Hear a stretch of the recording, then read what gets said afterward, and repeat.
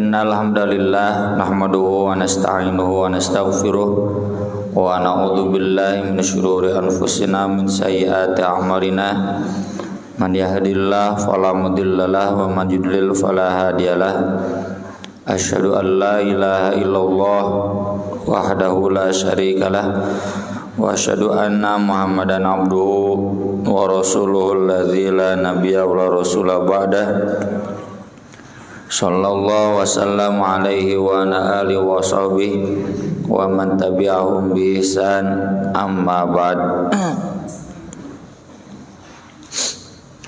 Babu qaulillahi ta'ala wajtanibu qaulaz zur. Tentang firman Allah Ta'ala, jauhilah perkataan zur. Zur itu arti asalnya menghiasi sesuatu yang jelek dengan hiasan-hiasan palsu sehingga terlihatnya baik padahal aslinya tetap jelek. Nah, yang model begitu kan menipu, berdusta. Maka zur itu maknanya secara umum menjadi dusta. Firman Allah di ayat ini berarti jauhilah perkataan yang dusta. Nanti di hadis juga ada syahadatuz zur, berarti kesaksian dusta atau saksi palsu. Hadisnya dari Abu Hurairah radhiyallahu anin Nabi sallallahu alaihi wasallam, man lam yada' qaulaz zur wal amal bih. Siapa yang tidak meninggalkan perkataan zur dan amal zur. Jadi kalau amal zur berarti amal-amal yang dusta, ya, membenarkan dusta, menyebarkan dusta, menyembunyikan dusta, ya, semua hal yang terkait kedustaan. Wal jahla, dan juga sikap bodoh. Kata Ibnu Hajar as-safah. As-safah kalau kita melihat Al-Qur'an, sayaqulu sufaha'u minan nas ma wallau man qiblatihim allati kanu 'alaiha. Itu ditujukan kepada akhlak yang senang merendahkan orang lain, ya. Atau juga ada di masih surat Al-Baqarah, ya, ayat 13. Wa idza qila lahum aminu kama amanan nas qalu anu'minu kama amanas sufaha. Ini merendahkan orang beriman. Termasuk orang sufaha itu yang menghamburkan harta. Makanya Allah melarang kita mempercayakan uang kepada orang yang tidak cakap mengurus harta, memanage harta. Wala tutus sufaha amwalakumul lati ja'alallahu lakum qiyama. Termasuk berkata bodoh kepada Allah, ya. Ini orang-orang sufaha yang merumuskan hal-hal yang haram dan yang halal tapi tidak berdasarkan aturan Allah. Falaisa lillahi hajatun fi an yada'a ta'amahu wa syarabahu. Maka Allah tidak butuh atas amalnya meninggalkan makan dan minum. Ini konteksnya dalam saum.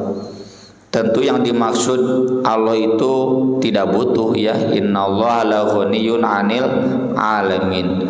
Wa in takfuru man fis samawati wal ard fa inna lillahi ma fis samawati wal ard. Wa in takfuru fa inna rabbi ghaniyyun karim. Jadi tetap, ya, Allah Maha Kaya. Meskipun semua yang ada di bumi kafir, tidak akan mengurangi kekayaan Allah, kehebatan Allah. Allah tidak butuh amal.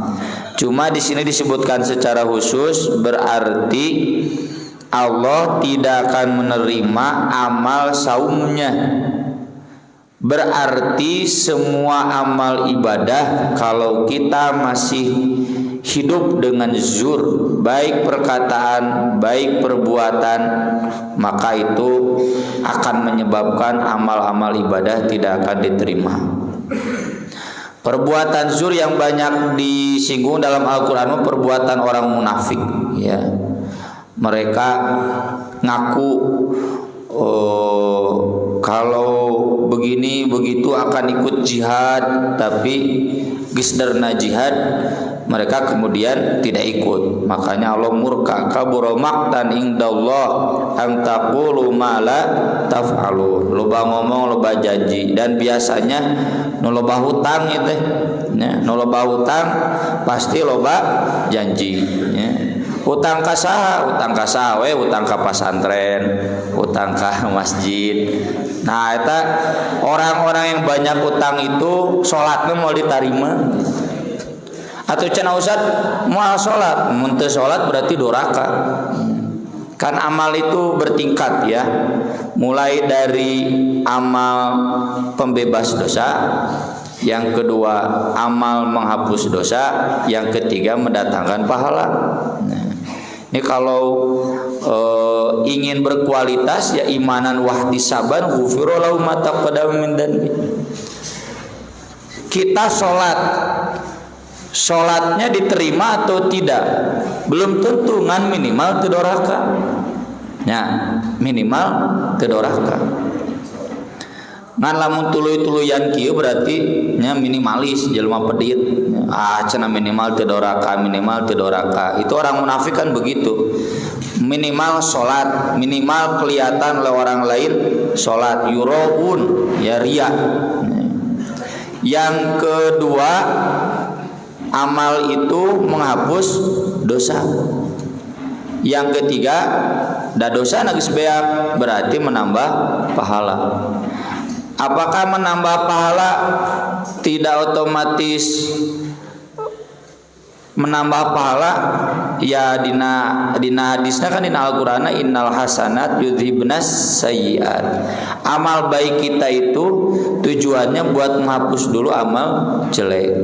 Nah, kalau sudah habis amal jeleknya baru mengangkat derajat. Pan geuning di hadis langkah kaki ke masjid, yang satu menghapus dosa, yang satu mengangkat derajat. Ya, maksudnya pahala sholat berjamaah ke masjid teh otomatis dua. Orang yang rajin sholat ke masjid dosana habiskan, kata Nabi, lir ibarat orang yang punya rumah di pinggir sungai kemudian sehari mandi 5 kali. Kira-kira bersih mual? Bersih. Itu orang yang rajin sholat, apalagi sholat berjamaah meningkatkan derajat 27 kali lipat, 27 kali lipat ya. Ini menunjukkan hierarki. Nah, kalau Nabi menyebutkan tidak akan diterima saumnya, tidak akan diterima sholatnya, tong mikir saya mau sholat sekalian doraka. Jadi sholatnya, saumnya tetap diamalkan. Cuma memang berdasarkan hadis ini peringatan buat kita semua. Buat apanya capek-capek ibadah kalau memang tidak diterima? Carana kumaha tuh? Yaitu hilangkan zur, hilangkan perkataan dusta, hilangkan sikap dusta. Banyak janji tapi kemudian tidak ditepati. Nabi sendiri kan berdoa, Allahumma inni a'udzubika minal maghram wal ma'tham. Tiap beres salat, khususnya di tahiyat terakhir, ya Allah, aku berlindung kepadamu dari dosa dan utang. Aisyah kan nanya, kenapa cenah Nabi? Memang nu utang dosanya lolobana nu utang teh loba janji. Janji teh sok meleset wae tina 100 mungkin hiji nu bener janji ya. Mata jangan banyak janji ya. Selama janji itu tidak ditepati, selama itu pula salatna moal diterima. Komo dia politisi, wah politisi loba janji ya. Salatna mau ditararima ada saumna. Kaitannya dengan namimah kemarin kita sudah bahas, hasutan, provokasi, adu domba. Namimah itu menyampaikan berita ke seseorang. Namimah itu mau dusta, mau nyata, dosa. Kayak gibah, ngomongkeun batur tapi nggak disampaikan ke orangnya. Kalau gibah mah kan gibah itu gaib di belakang. Ya, saya ngomongkeun Pak Humed misalkan nggak di hadapan, ya. Mau gibah itu pasti bener, karena kalau dusta lain gibah, ngabohong deh. Ya. Wah, cenah geuning Pak Humed teh pedit padahal berehan doraka dusta. Wah, geuning Pak Humed teh pedit. Oh, bener pedit cenah gitu. Nah, itu gibah dosa. Kalau namimah menyampaikan ka Pak Humed itu tuh cenah ceu Pak Ahmad, Pak Humed teh geuning pedit cenah gitu. Itu namimah, ya. Dan tujuannya apa? Ifsad, merusak hubungan Pak Humed jeung Pak Ahmad agar Pak Humed membenci Pak Ahmad. Itu namimah. Nah, kaitannya dengan zur ini berita bohong, ya. Kalau namimah kan bisa benar, bisa bohong. Nah, kalau berita itu bohong berarti apalagi, ya, sama dosanya dengan namimah, sama dosanya atau bahkan berlipat kali lipat, ya, berlipat ganda daripada dosa namimah biasa. Kemudian bab berikutnya bab maqila fi dzil wajhain, tentang orang bermuka dua. Ini sudah jadi bahasa kita. Arti asalnya yang memiliki muka dua, ya. Padahal beungeut teh hijinya, kenapa jadi dua? Dijelaskan oleh Nabi SAW dalam hadis Abu Hurairah. Qala Nabi SAW, tajidu min syarrin nas yaumal qiyamah indallah dzal wajhain. Kamu akan menemukan di antara orang yang paling jelek di sisi Allah pada hari kiamat adalah orang yang bermuka dua, dzal wajhain. Alladzi yatiha ulai biwajhin, yang datang kepada yang ini dengan satu wajah, wa haulai biwajhin, dan datang kepada yang lain dengan wajah yang berbeda lagi. Ini hadis lengkapnya ada di bawah di catatan kaki. Tapi yang sebelum akhir hadis Abu Hurairah riwayat Muslim, tajidunan nasa ma'adin, kalian akan menemukan manusia seperti logam. Fa khiyarum fil jahiliyah khiyarum fil Islam, yang terbaik pada masa jahiliyah adalah yang terbaik pada masa Islam. Ini landasan hadis pendidikan. Pendidikan itu nggak bisa mengubah emas jadi seng, tidak bisa ngalobah seng jadi emas, nggak bisa. Tidak bisa mengubah tembaga menjadi perak, tidak bisa mengubah nikel atau aluminium menjadi emas, nggak bisa. Kalau memang emasnya emas, dek sakola di 27, dek sakola di Pajagal, dek di sakola, oke. Kalau memang emas mah emas, dek pernah ke Pemuda Persis, dek teu pernah. Kalau memang emas mah emas. Tapi tentu idza faquhu, kalau mereka faqih. Kalau emas tapi tidak faqih mah ya bukan emas, ya, emasnya tidak bermanfaat. Maka dari itu kata Nabi, al-khulafa min Quraisy. Khalifah itu harus dari orang Quraisy. Kenapa? Karena orang Quraisy itu ditakdirkan secara keturunan unggul segala-galanya. Unggul fisik, unggul kecerdasan, ya, unggul kewibawaan. Ya. Ini menunjukkan turunan, ya, aya bibitna, ya. Yang terbaik di masa jahiliyah Quraisy, ya. Ada suratnya li ila fi Quraisy, kemudian alam taro kaifa fa'ala rabbuka bi ashabil fil. Wah, terkenal tentara gajah we gisieun ku orang Quraisy macam gitu. Dan menjadi panutan, jadi rujukan, ya kan. Ibadah haji itu zaman jahiliyah juga ada. Maka yang terbaik di zaman jahiliyah, nanti di zaman Islam pun akan tetap menjadi yang terbaik.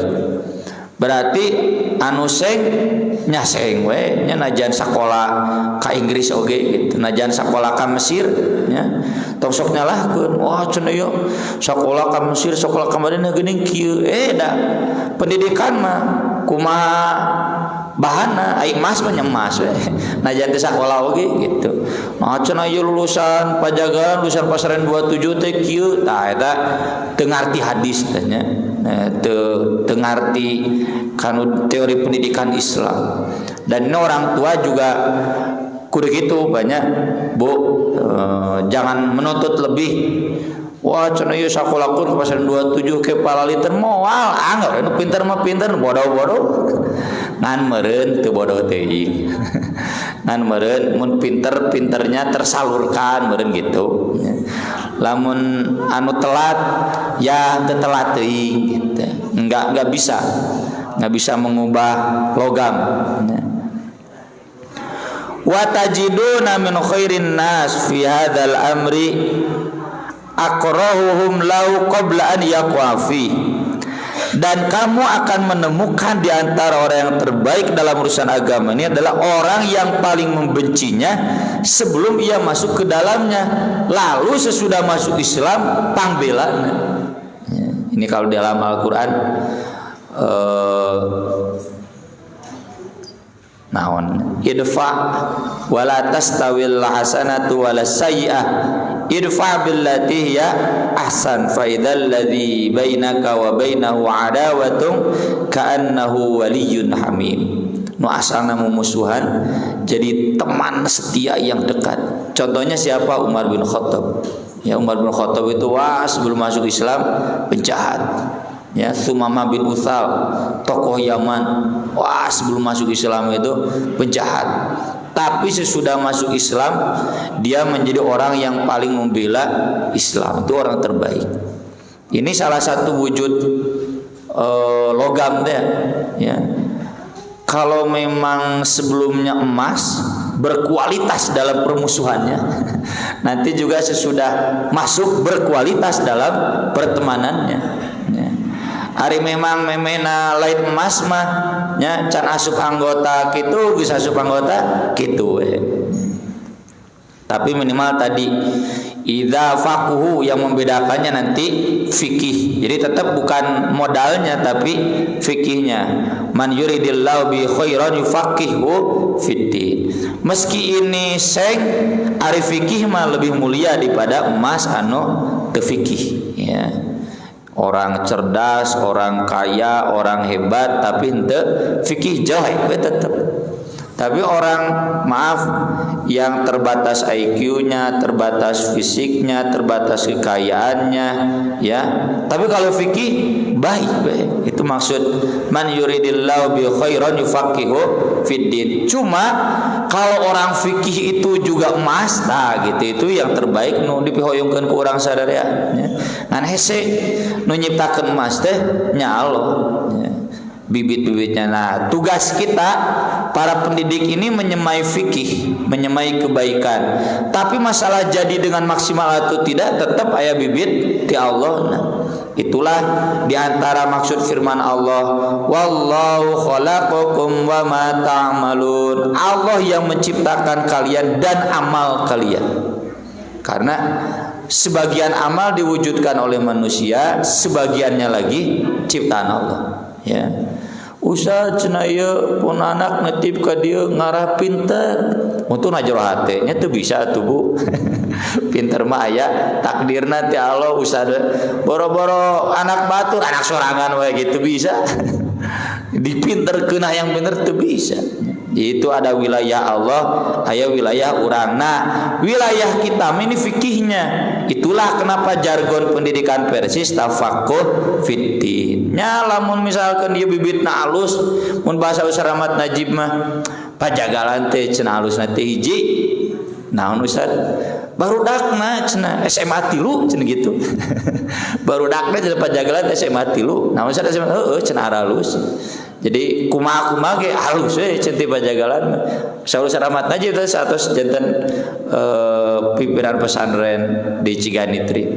Ieu cenah budakna SMA 3. Jadi nyar halus we cenah gitu. Tapi kalau mereka fikih lebih bagus lagi, ya. Kita yang jeleknya nu teu masantren asal fikih mah dina goreng nage halus we. Nah, itu proses pendidikan itu yang paling pokoknya adalah tafaqquh fiddin. Nah, itu nu halus nanti man yuridillahu bi khairan yufaqihu fiddin. Kemudian wa tajidu min duna min syirarin nas dal wajhain alladzi yatiha ula biwajhin wa haula biwajhin. Tapi para ulama memberikan catatan. Dia datang ke Al-Furqan ngakunya begini-begini, datang ke Al-Fajar ngakunya begini-begini. Nah, beda wajah antara ketika datang ke Al-Furqan yang ke Al-Fajar teh dengan merendahkan. Datang ke Al-Furqan, oh saya juga simpatisan Persis gitu, keluarga saya keluarga besar Persis gitu. Wah enggak, keluarga saya enggak mengenal tahlilan bid'ah gitu. Datang ke Al-Fajar, wah kakek saya juga dari Nahdiyin, pengamal tahlilan, wah itu mah Wahabi gitu. Aisyah naon.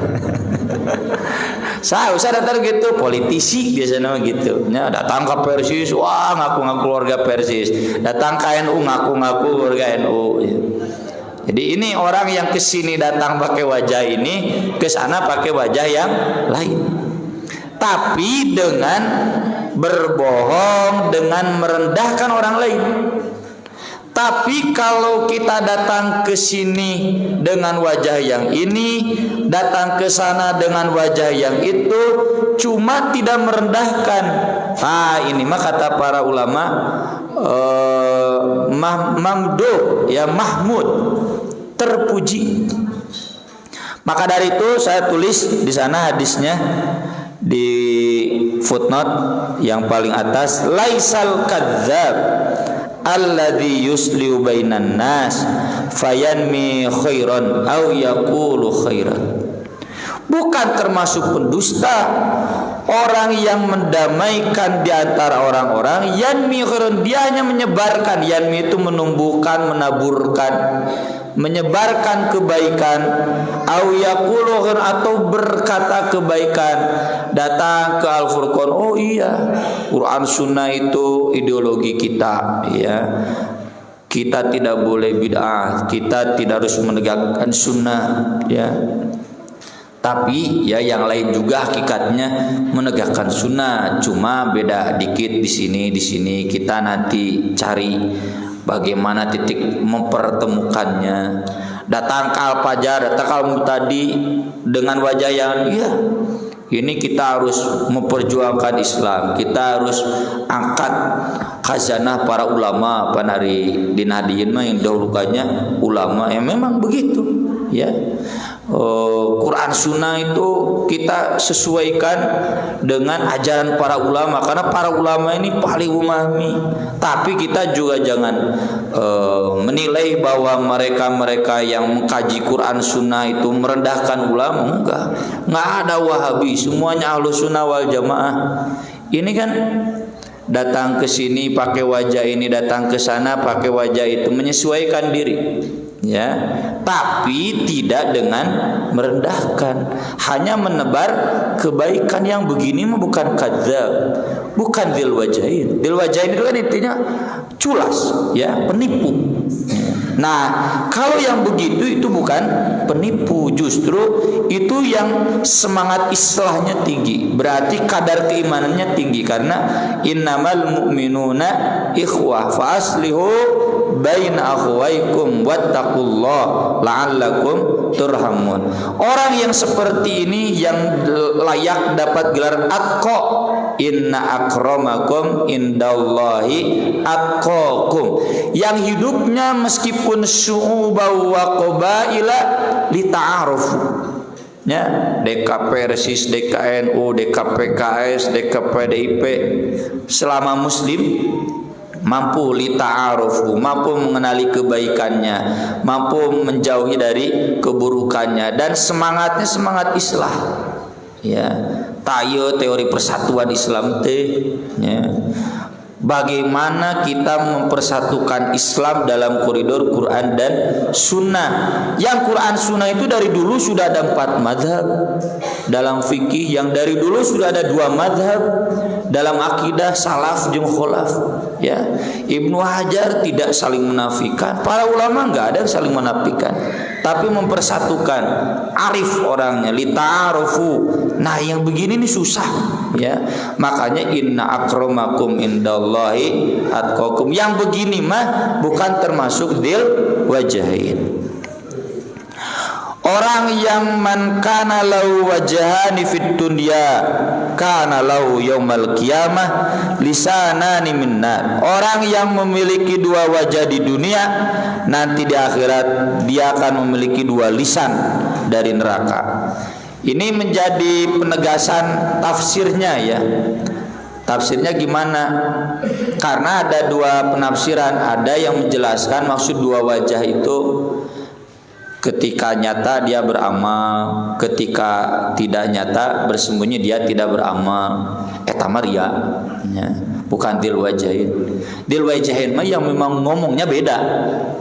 Ya, ini beramal lalu tidak beramal, enggak. Beramal di mana-mana kan beda-beda, ya.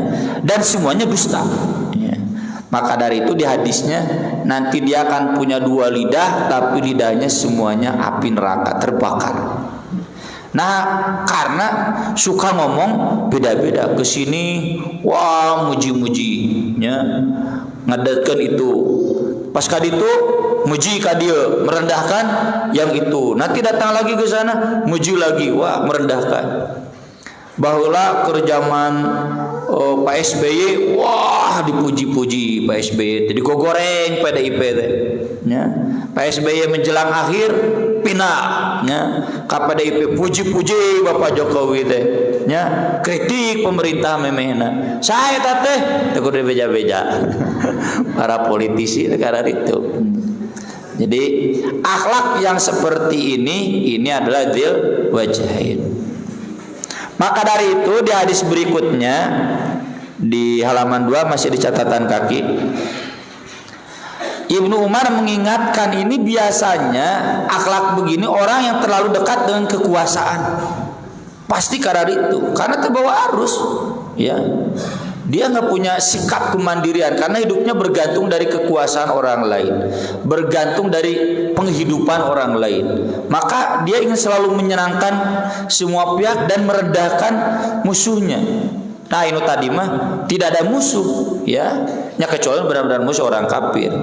Tapi kalau betul-betul dia ingin mengislahkan lalu pakai bahasa yang berbeda, itu mah nggak jadi soal. Termasuk para ulama biasa mencontohkan itu yang kasus suami istri. Ini bagaimana nih mendamaikan suami istri?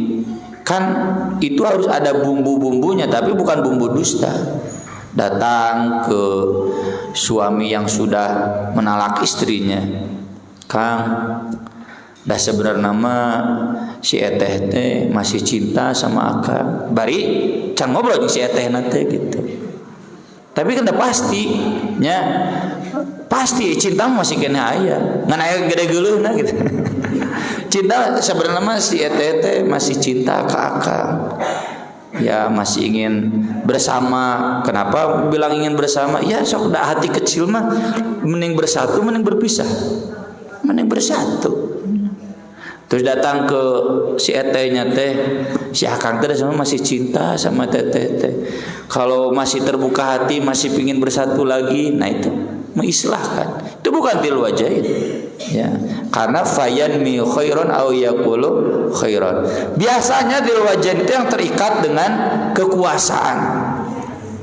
Muhammad bin Zaid bin Abdullah bin Umar, ini cucu dari Ibnu Umar, berkata, qala unasun li Ibnu Umar, ada beberapa orang yang datang kepada Ibnu Umar lalu berkata, inna nadkhulu ala sultanina, kami cenah kalau masuk ke sultan-sultan kami. Sultan di sini penguasanya lain bahasa YouTube ya. Sultan ayeuna mah naon? Nu loba duit. Wah, cenah ieu anak sultan ya, maksudna loba duit. Sultan di sini mah sultan dalam makna yang dulu, bukan makna milenial. Milenial tukang ngaruksak artinya.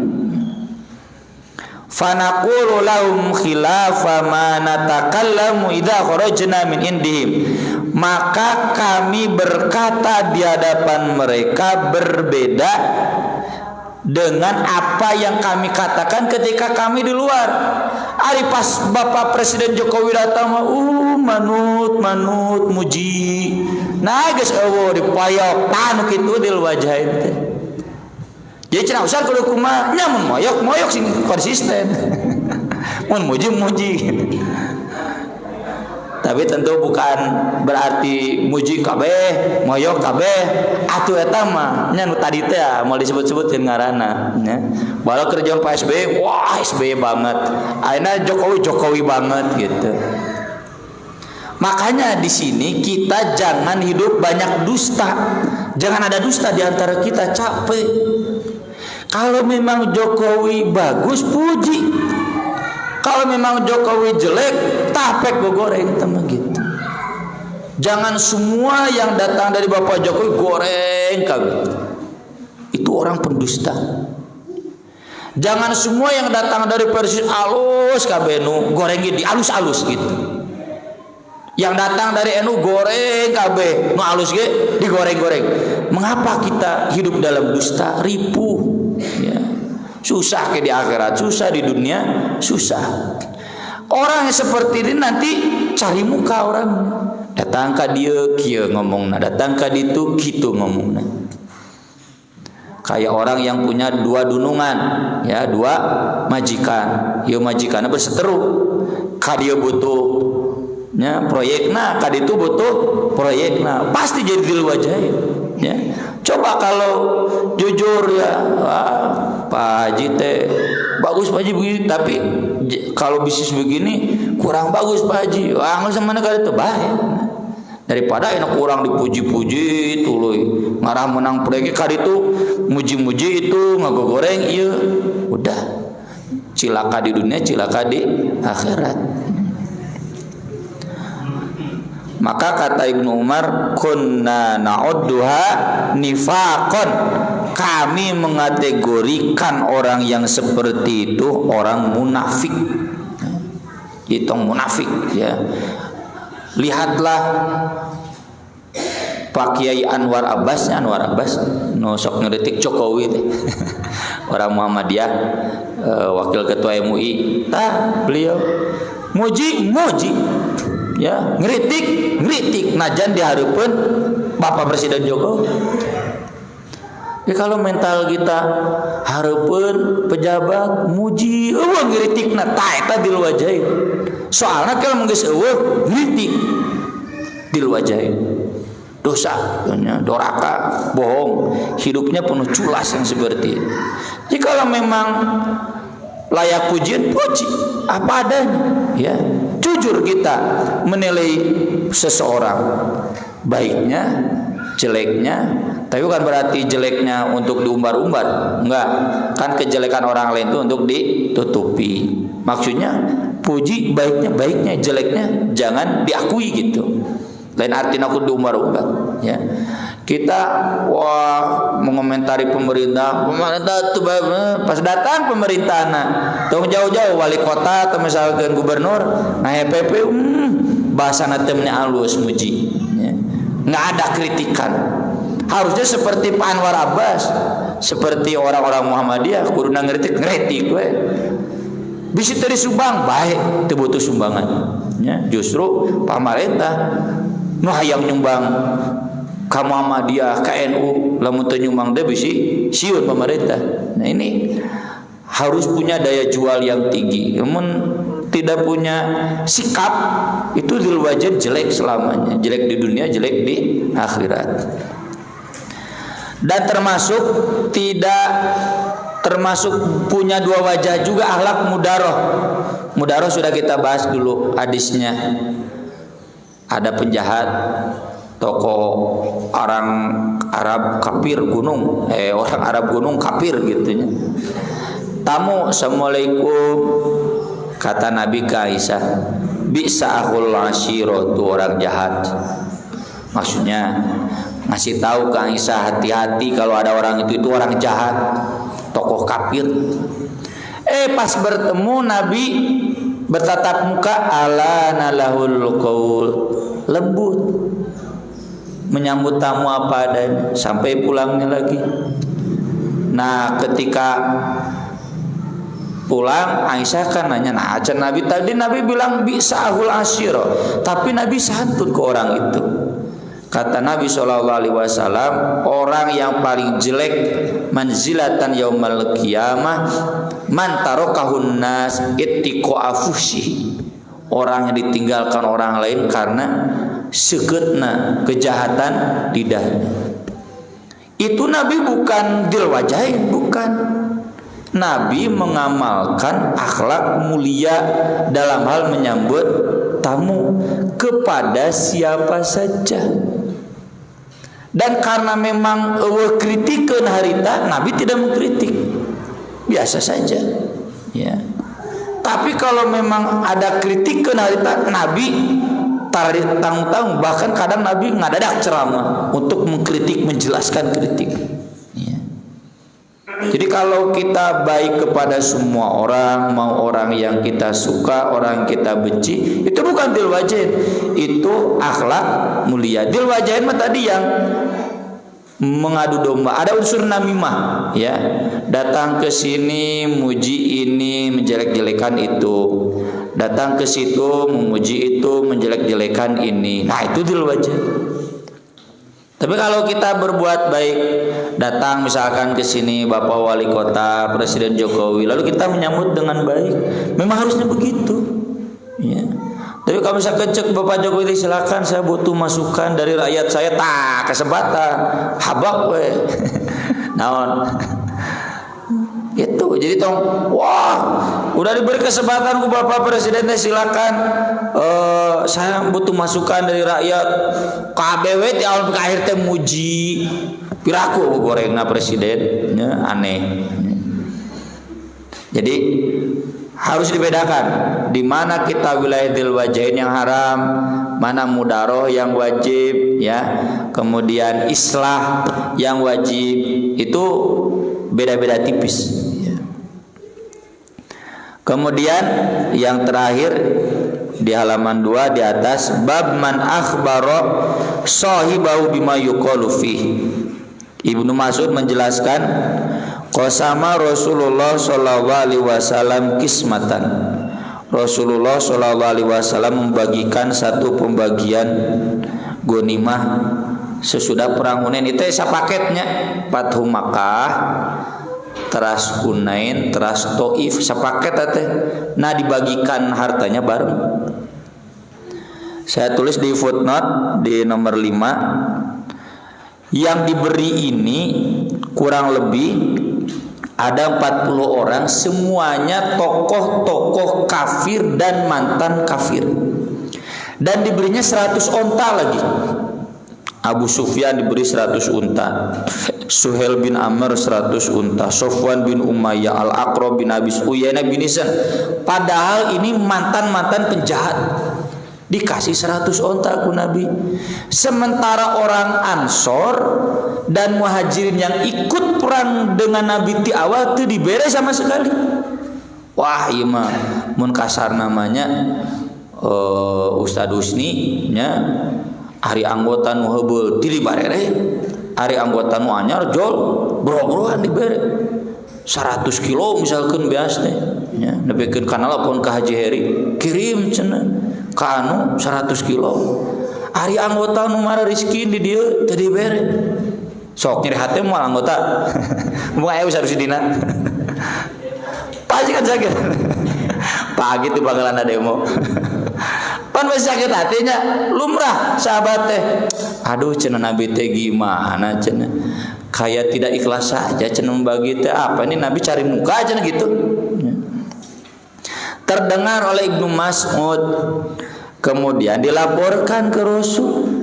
Fa'ataitu Rasulullah sallallahu alaihi wasallam fa akhbartuhu fatama'ar wajhu. Ketika sudah dikasih tahu, Nabi langsung berwajah merah, ngambek.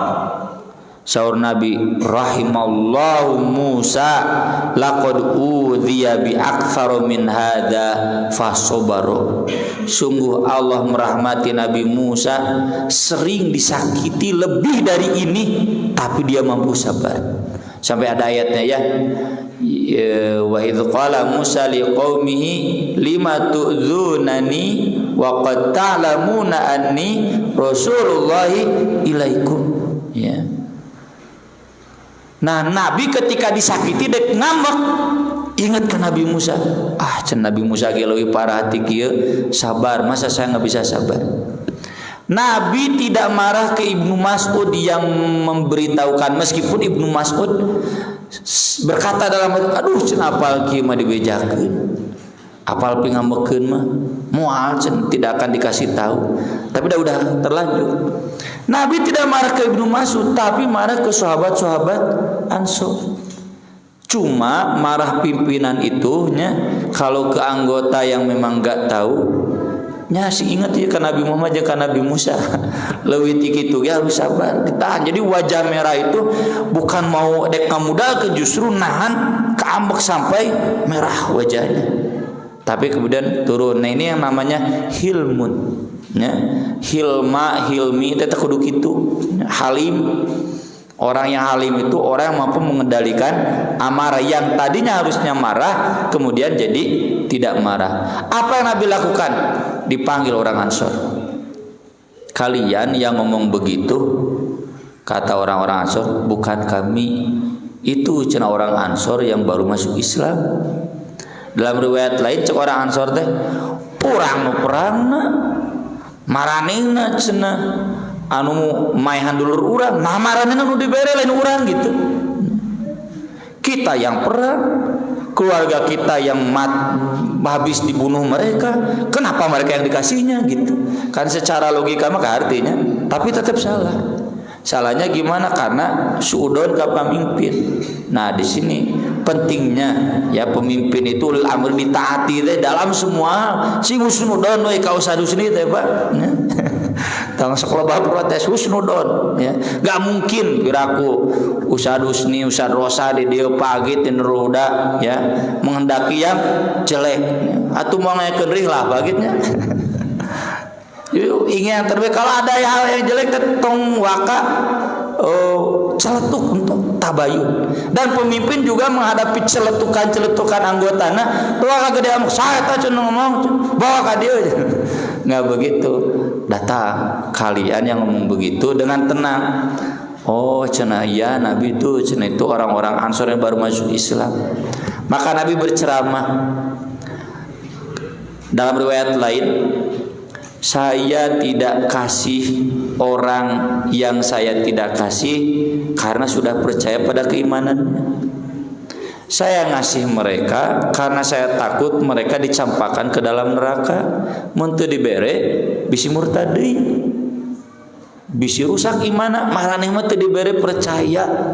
Tah kitu Pak, lamun teu kabagian ku cabang teh. Jadi lamun cenah batur dibere ari abdi henteu, berarti bapak jeung ibu teh tos dipercaya keimananana ku cabang. Justru lamun dibere sing ngahinakeun, aduh nah ya abdi dibere gitu. Berarti dianggap lemah iman. Saya sengaja mendahulukan mereka karena mereka baru kalah. Kan eleh kan, perang Hunain eleh, perang Fatu Makkah kalah. Mereka tokoh-tokoh besar. Mereka baru hilang hartanya, dirampas dah, ya. Dan mereka baru kafir, baru masuk Islam, baru keluar dari kekafiran. Maka mun dibere 10 moal karasa, merena 100. Dan memang asalnya orang-orang kaya. Jadi mun mere kan urut beunghatnya ka tokoh mere ka Ustad Erwin 500.000 tuh leutik 5 juta. Jeung tong siriknya bapak-bapak anak tong sirik ada beda makom. Itu Nabi teh. Jadi saya sengaja ngasih karena kalau nggak dikasih kan mereka baru kalah, baru masuk Islam, baru kehilangan hartana. Makanya saya kasih. Khawatir kemudian mereka berbalik, makanya tokoh-tokoh. Ai marane mah geus aman. Maka kata Nabi dalam riwayat berikutnya yang lainnya, kalian pilih mana?